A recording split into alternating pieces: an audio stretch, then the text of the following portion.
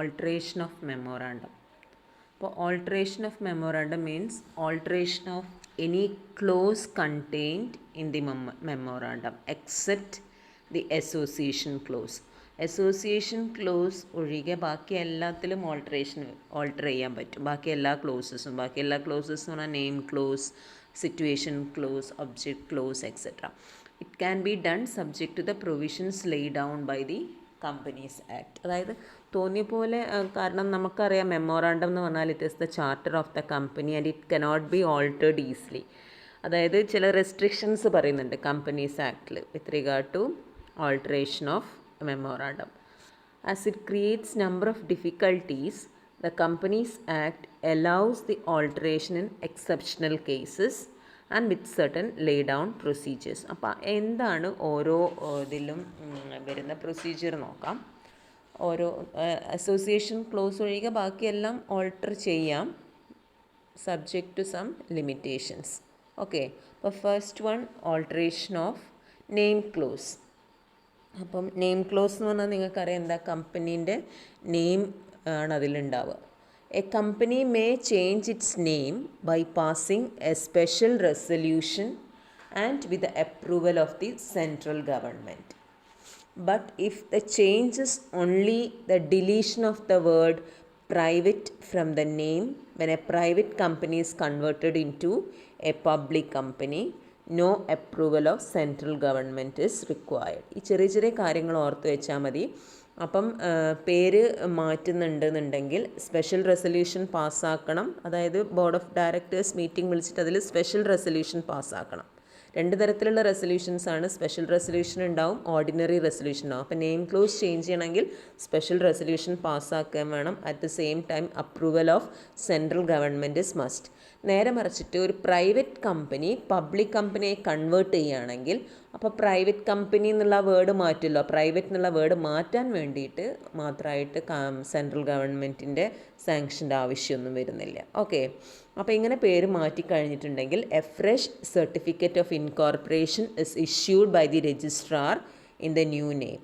അങ്ങനെ ആ new name ആയിരിക്കും അന്ന് മുതൽക്ക്, എന്നാണോ മാറ്റം വരുത്തുന്നത് അന്ന് മുതൽക്ക് രജിസ്റ്ററിൽ ഉണ്ടാവുക ഈ ന്യൂ നെയിം ആയിരിക്കും. മനസ്സിലായോ? ഞാനെല്ലാം ഒന്ന് ചുരുക്കി പറഞ്ഞു പോകുന്നേയുള്ളൂ. അപ്പോൾ ഇങ്ങനെയാണ് ഓൾട്ടറേഷൻ ഓഫ് നെയിം ക്ലോസ് വരിക.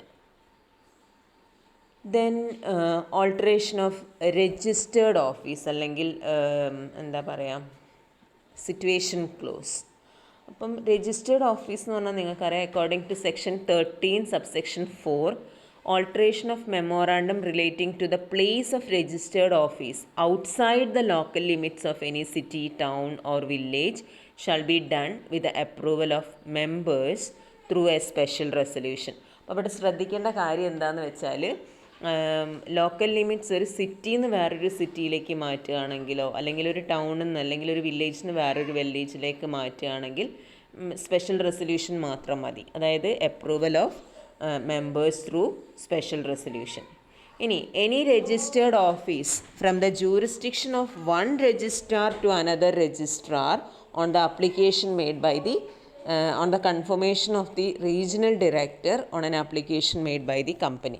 നേരെ മറിച്ചിട്ട് ഒരു രജിസ്ട്രാർ ജൂറിസ്ഡിക്ഷനിൽ വേറൊരു രജിസ്ട്രാർ ജൂറിസ്ഡിക്ഷനിലേക്ക് മാറ്റുന്നുണ്ടെങ്കിൽ, അതായത് ടൗണും എല്ലാം വിട്ടു പോയിട്ട് ചിലപ്പം സ്റ്റേറ്റിൽ നിന്ന് വേറൊരു സ്റ്റേറ്റിലേക്ക് മാറ്റുകയാണെങ്കിലാണ് ഇങ്ങനത്തെ ഇത് വരിക. അങ്ങനെയാണെങ്കിൽ റീജിയണൽ ഡയറക്ടർ അപ്രൂവൽ കൺഫർമേഷൻ നിർബന്ധമാണെന്നാണ് പറയുന്നത്. The confirmation shall be communicated within a period of 30 days from the date of application by the regional director to the company, and company shall file the confirmation with the registrar within a period of 60 days of the date of confirmation, who shall register the same and certify the registration within a period of 30 days from the date of filing of such confirmation. The alteration of registered office from one state to another state shall not have any effect unless it is approved by central government എന്നാണ് പറയുന്നത്. അപ്പോൾ ശ്രദ്ധിക്കേണ്ട കാര്യങ്ങൾ ഇതാണ്. Same ഒരു സ്ഥലത്ത് നിന്ന് ഇപ്പം കാലിക്കറ്റ് എന്നാണെങ്കിൽ കാലിക്കറ്റിലെ ഒരു പ്ലേസിൽ നിന്ന് വേറൊരു പ്ലേസിലേക്ക് മാറ്റുകയാണെങ്കിൽ സ്പെഷ്യൽ റെസൊല്യൂഷൻ പാസ്സാക്കിയാൽ മാത്രം മതി. നേരെ മറിച്ചിട്ട് ഒരു ജൂറിസ്ഡിക്ഷന് വേറൊരു ജൂറിസ്ഡിക്ഷനിലേക്ക് വരികയാണെങ്കിൽ, അങ്ങനെ രജിസ്ട്രാർ തന്നെ മാറുന്നുണ്ടെങ്കിൽ regional director confirmation is must. Then if registered office is changed from altered from one state to another state, then approval of central government is must.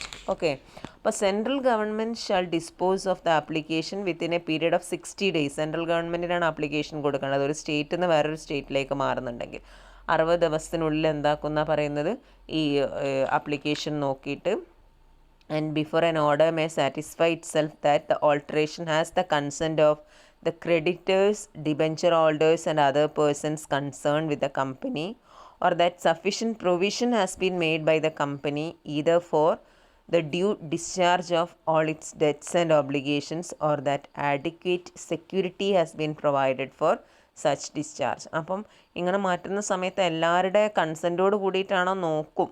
അതായത് ഡെറ്റേഴ്സ്, ക്രെഡിറ്റേഴ്സ്, അങ്ങനെയുള്ള ഈ കമ്പനിയുമായിട്ട് ആർക്കൊക്കെ ഡീലിങ്സ് ഉണ്ടോ അവരുടെയൊക്കെ കൺസെൻറ്റോട് കൂടിയിട്ടാണോ ഇങ്ങനെയുള്ള ഓൾട്ടറേഷൻ എന്നുള്ളത് നോക്കിയിട്ട് സെൻട്രൽ ഗവൺമെൻറ് അതിനനുസരിച്ചിട്ട് നടപടികളെടുക്കും. ഓക്കെ, അപ്പോൾ A certified copy of the order of the central government approving the alteration shall be filed by the company with the registrar of each of the state. Okay, now the registrar of the state where the registered company shifted to shall issue a fresh certificate of incorporation indicating the alteration. അപ്പോൾ എവിടേക്കാണോ അപ്പം മാറ്റിയിട്ടുള്ളത് അവിടുത്തെ registrar പുതിയ certificate of incorporation issue ചെയ്യും. Then third one is change of object clause. അപ്പോൾ company which has raised money from the public through prospectus and still has any unutilised amount out of the money so raised can change its objects after passing a special resolution by the company എന്നാണ് പറയുന്നത്. അതായത് പബ്ലിക്കിൻ്റെ അടുത്തു നിന്നാണ് fund raise ചെയ്തിട്ടുള്ളത്. എന്നപ്പം ആ fund raise ചെയ്യുന്ന സമയത്ത് അവർ ഒബ്ജക്റ്റൊക്കെ clear ആയിട്ട് സ്പെസിഫൈ ചെയ്തിട്ടുണ്ടാവും, ഇന്ന ആവശ്യത്തിന് വേണ്ടിയിട്ടാണെന്നൊക്കെ പറഞ്ഞുകൊണ്ട്. അപ്പോൾ അങ്ങനെ ഫണ്ട് റേസ് ചെയ്തൊരു കമ്പനി ആണെങ്കിൽ and still has any unutilised amount, ഇപ്പോഴും കമ്പനീൻ്റെ കയ്യിൽ പബ്ലിക്കിൻ്റെ മണി ഉണ്ടെങ്കിൽ, അൺയൂട്ടിലൈസ്ഡ് എമൗണ്ട് ഉണ്ടെങ്കിൽ എന്ത് ചെയ്യാമെന്നാണ് പറയുന്നത്, അവർ ഒബ്ജക്റ്റ് ക്ലോസ് ചേഞ്ച് ചെയ്യണമെങ്കിൽ സ്പെഷ്യൽ റെസൊല്യൂഷൻ പാസ്സാക്കിയിരിക്കണം. The details of such resolution shall be published in the newspapers which is in circulation at the place where the registered office of the company is situated. അത് പത്രത്തിൽ കൊടുക്കുകയും വേണം. കമ്പനീൻ്റെ registered office എവിടെയാണോ ഉള്ളത് അവിടുത്തെ അങ്ങനെയുള്ള local പത്രങ്ങളിലായാലും മതി. and shall also be placed on the website of the company if any, indicating the justification of such change. Okay, എന്താണ് കാരണം ഇങ്ങനെ മാറ്റാനുള്ള അതിൻ്റെ ഒരു ജസ്റ്റിഫിക്കേഷൻ വെച്ചുകൊണ്ട് വെബ്സൈറ്റിലും പബ്ലിഷ് ചെയ്യണം, ഒബ്ജക്റ്റ് ക്ലോസ് ചേഞ്ച് ചെയ്തു എന്ന് പറഞ്ഞിട്ട്. The dissenting shareholders shall be given an opportunity to exit by the promoters and shareholders having control in accordance with regulations by SEBI. Registrar shall register any alteration of the object of the company and certify the registration within 30 days from the date of filing of special resolution. അപ്പോൾ അതിനനുസരിച്ചിട്ട് ഇനിയിപ്പോൾ ആർക്കെങ്കിലും വിട്ടു പോകണമെന്നുണ്ടെങ്കിൽ അവർക്ക് വിട്ടു പോകാനുള്ളതൊക്കെ കൊടുത്തു കഴിഞ്ഞിട്ട് രജിസ്ട്രാർ എന്ത് ചെയ്യുന്ന പറയുന്നത്, ഒബ്ജക്റ്റ് ക്ലോസ് ഓൾട്ടർ ചെയ്തുകൊണ്ടുള്ള ഒരു സർട്ടിഫിക്കറ്റ് കൊടുക്കും within 30 days of filing of special resolution. Okay,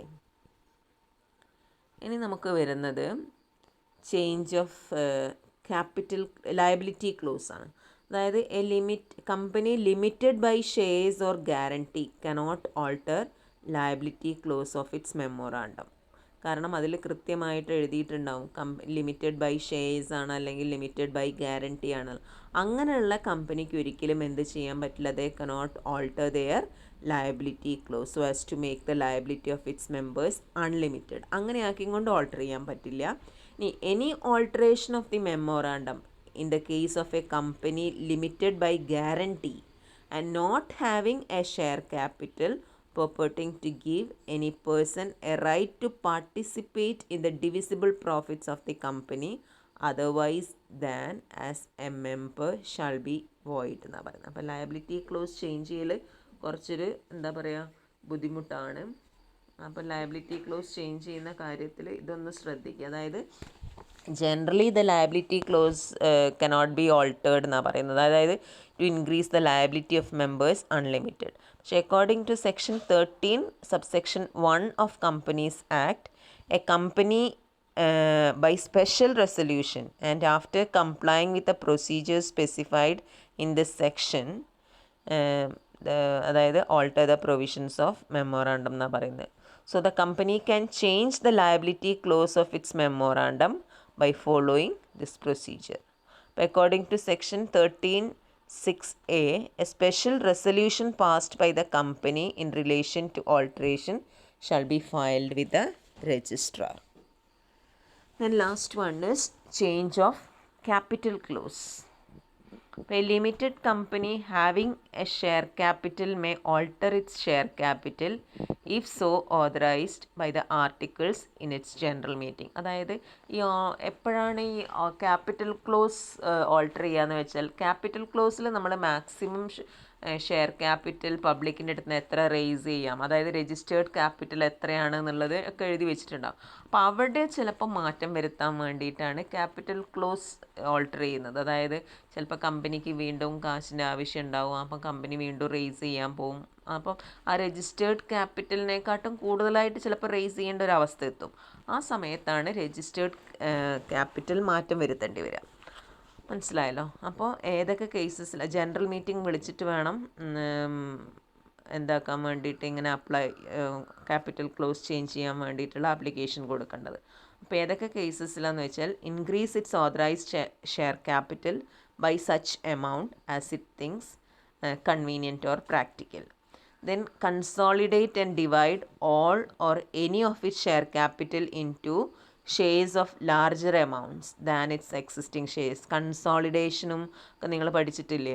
അപ്പോൾ ചിലപ്പം 10,000 ഷെയർസ് ഓഫ് 10 ഈച്ച് എന്നുള്ളത് 1 lakh ഷെയർസ് ഓഫ് 1 ഈച്ച് അങ്ങനെയൊക്കെ ആക്കിയിട്ട് മാറ്റും, ഓൾട്ടറേഷൻസ് വരുത്തും. അങ്ങനെയാണെങ്കിലും മീറ്റിംഗ് വിളിക്കണം. And convert all or any of its fully paid shares into stock. Shares സ്റ്റോക്കായി കൺവേർട്ട് ചെയ്യുന്നുണ്ടെങ്കിൽ ആ സമയത്തും. അതേമാതിരി subdivide it shares into shares of smaller denomination. അതായത് സബ് ഡിവിഷൻ പഠിച്ചിട്ടില്ലേ?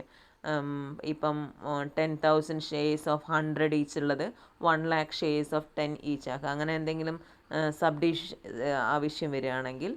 അതേമാതിരി cancel shares which have not been taken or agreed to be taken by any person or diminish the amount of its share capital by the amount of shares so cancelled.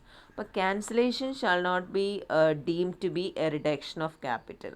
മനസ്സിലായി? അപ്പോൾ ഇങ്ങനെയുള്ള ഏതെങ്കിലും ഒരു അവസ്ഥയിലാണ് നോക്കിൽ for consolidating or dividing shares which results in change in voting percentage of shareholders shall take effect only with the consent of the tribunal. അതും കൂടെ ഓർത്തിരിക്കാം. So alteration of share capital ശരിക്കും പഠിച്ച് വെച്ചോളാം. നിങ്ങൾ ടെക്സ്റ്റിൽ കുറേ പോയിൻ്റ് ആയിട്ട് തന്നിട്ടുണ്ട്, ഞാനൊന്ന് ചുരുക്കി പറഞ്ഞതാണ്.